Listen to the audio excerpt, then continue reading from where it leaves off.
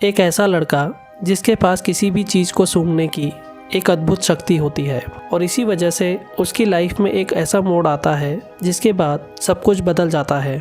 और आज हम एक्सप्लेन करने वाले हैं परफ्यूम।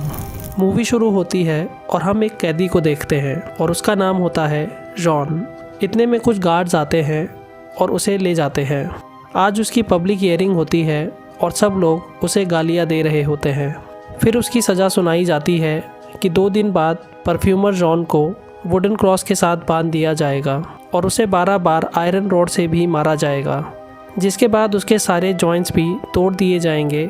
और इसे सुनकर वहाँ मौजूद लोग खुश हो जाते हैं। उसके बाद हम फ्लैशबैक में चले जाते हैं और ये जगह होती है पेरिस की एक फ़िश मार्केट, जहाँ हम एक लेडी को देखते हैं जिसे अचानक से कुछ होने लगता है और यहाँ हमें पता चलता है कि वो प्रेग्नेंट है। वो वहीं फिश स्टैंड के नीचे एक बच्चे को जन्म देती है और बच्चे को वहीं छोड़ देती है। उसे लगता है कि पहले 4 बच्चों की तरह ये वाला भी मरा हुआ पैदा हुआ है और यही बच्चा होता है जॉन बैप्टिस्ट क्रोनेली। कुछ देर बाद ही वो बच्चा आसपास की चीज़ों को सूंघने लगता है और रोना शुरू कर देता है। लोगों को पता चल जाता है और वो कहते हैं कि इसकी माँ इसे मारना चाहती थी। वो औरत भागने लगती है और फिर सबके सामने इस जुर्म के लिए उसे फांसी दे दी जाती है। इसके बाद जॉन को एक अनाथ आश्रम में भेज दिया जाता है, जहाँ पहले से ही बहुत सारे बच्चे होते हैं।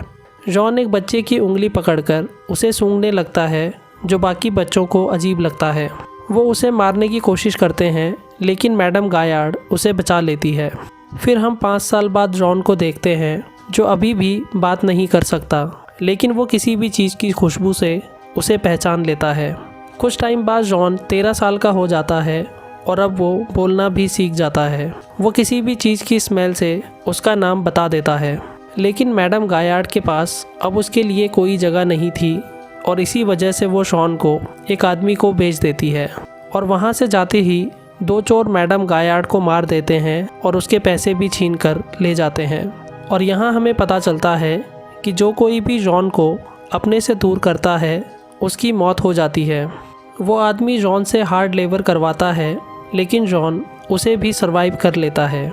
फिर एक दिन वो आदमी जॉन को डिलीवरी के लिए मार्केट ले जाता है, जहाँ जॉन अलग अलग खुशबू से अट्रैक्ट होता है।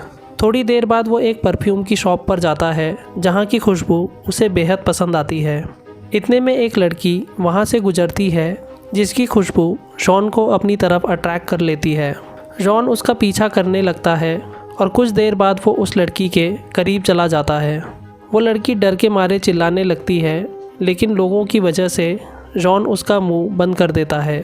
थोड़ी देर बाद जब जॉन उस लड़की को छोड़ता है तो वो लड़की मर चुकी होती है। जॉन को अब वो खुशबू महसूस नहीं हो रही होती, जिसकी वजह से उसने उस लड़की का पीछा किया था। उस रात वो सो नहीं पाता और सोचने लगता है कि किस तरह से वो किसी भी सेंट को हमेशा के लिए प्रिजर्व कर सकता है। अगले ही सीन में हम एक आदमी को देखते हैं जो पेरिस में परफ्यूम्स बनाता था। उसने कुछ बेहतरीन परफ्यूम्स बनाए थे, लेकिन अब उसकी इनोवेशन ख़त्म होती जा रही थी और उसका नाम होता है बाल्दीनी। एक रात को वो किसी के परफ्यूम अमोर द साइकी को कॉपी करने की कोशिश करता है, लेकिन नाकामयाब रहता है। इतने में जॉन वहाँ गोट स्किन की डिलीवरी करने आता है और अंदर देखता है कि बाल्दीनी परफ्यूम्स बनाता है। वो कहता है कि जो परफ्यूम आप बनाने की कोशिश कर रहे हो उसमें मैं आपकी मदद कर सकता हूँ। वो बाल्दीनी को सारे इंग्रेडिएंट्स देता है और कहता है कि मेरी नोज़ पेरिस की बेस्ट नोज़ है। वो कुछ ही देर में अमोर एंड साइकी परफ्यूम बना देता है, जिससे बाल्दीनी इम्प्रेस हो जाता है। लेकिन जॉन कहता है कि ये बेस्ट परफ्यूम नहीं है और एक नया परफ्यूम बनाने लगता है। जॉन नया परफ्यूम बना देता है और जब बाल्दीनी उसे सूंघता है तो उसे उसकी पुरानी प्रेमिका याद आ जाती है और अगले ही दिन जाकर वो जॉन को उस आदमी से 50 फ्रैंक्स में ख़रीद लेता है और उसी रात जॉन को बेचने वाला आदमी एक्सीडेंट की वजह से मर जाता है। फिर कुछ ही टाइम में हम देखते हैं कि जॉन की वजह से बाल्दीनी का बिज़नेस फिर से आसमान छूने लगता है और एक दिन बाल्दीनी जॉन को परफ्यूम कॉर्ड्स के बारे में बताता है। वो कहता है कि एक बार फेरो के टॉम में एक परफ्यूम मिला था और जब उस जार को ओपन किया गया तो वो परफ्यूम इतना पावरफुल था कि एक मोमेंट के लिए वहाँ सब लोगों को लगा कि वो किसी पैराडाइज में है।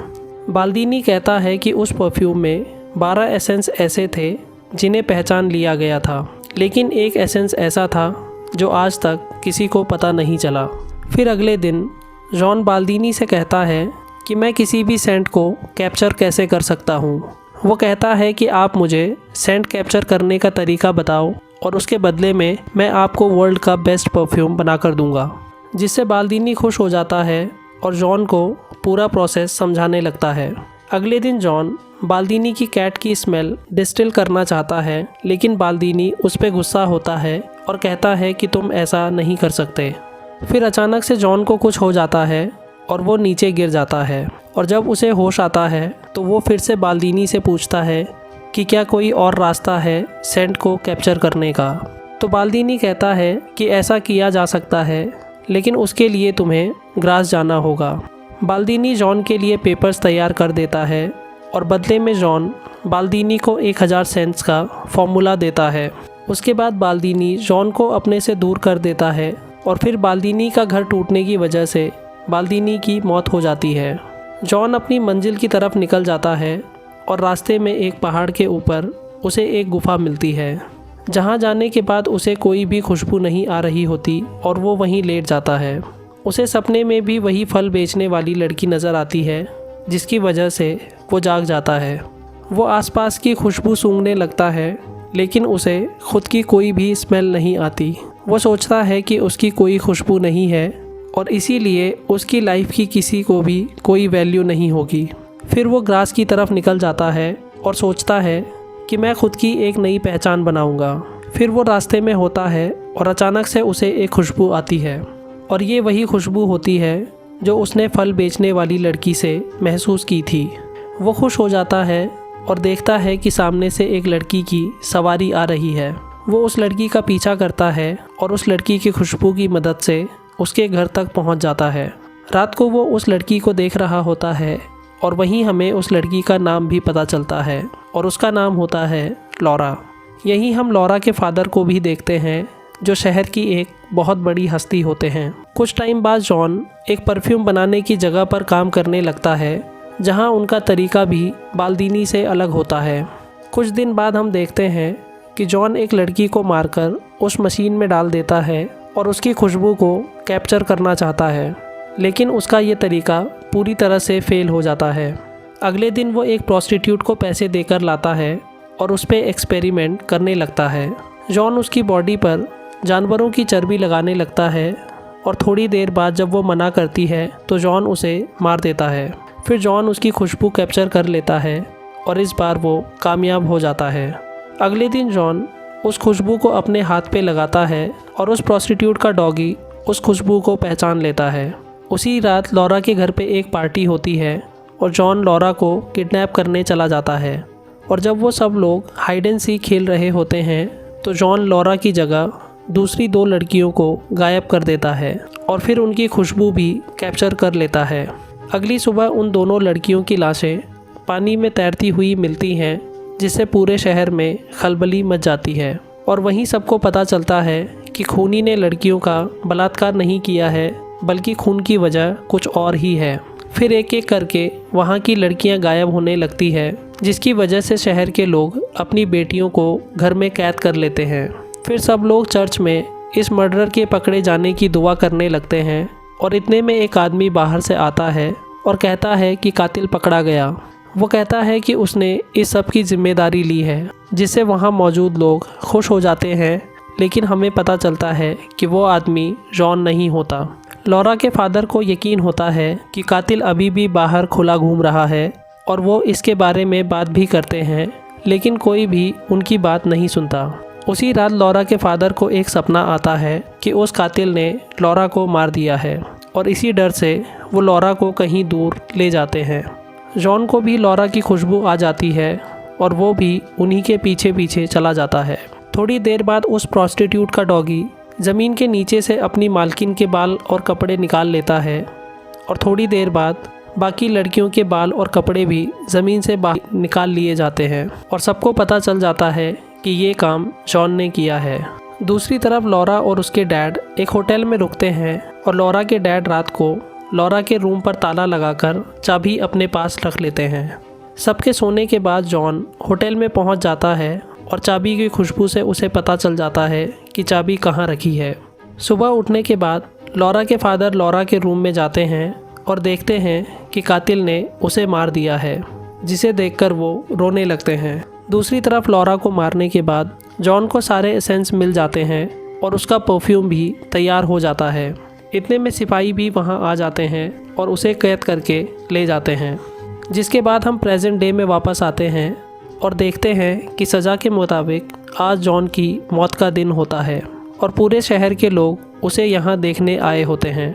थोड़ी देर बाद जब वो लोग जॉन को ला रहे होते हैं तो जॉन खुद पर परफ्यूम लगा लेता है। फिर नीचे उतरते ही वो जिसके सामने से गुजरता है वो उस परफ्यूम की खुशबू में खो जाता है।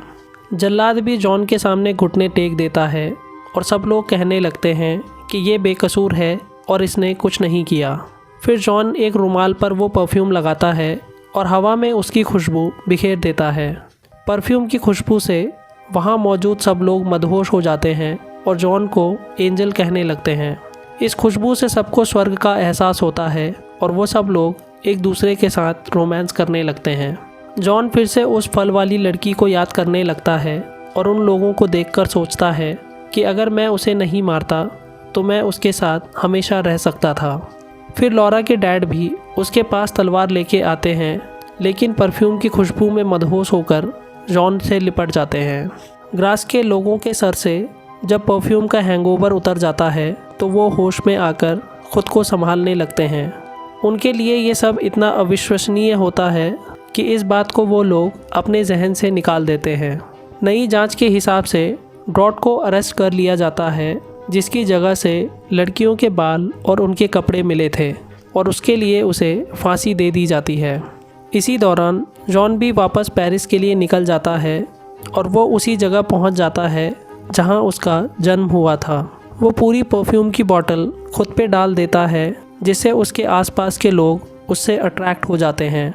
वो जॉन को नोचने लगते हैं और थोड़ी देर बाद उसकी बॉडी तक नहीं मिलती और वो मर जाता है और हमारी मूवी भी यहीं ख़त्म हो जाती है। दोस्तों, आपको ये वीडियो कैसी लगी हमें कमेंट सेक्शन में ज़रूर बताइए। वीडियो को लाइक और चैनल को सब्सक्राइब ज़रूर कर दीजिएगा। Thanks for watching.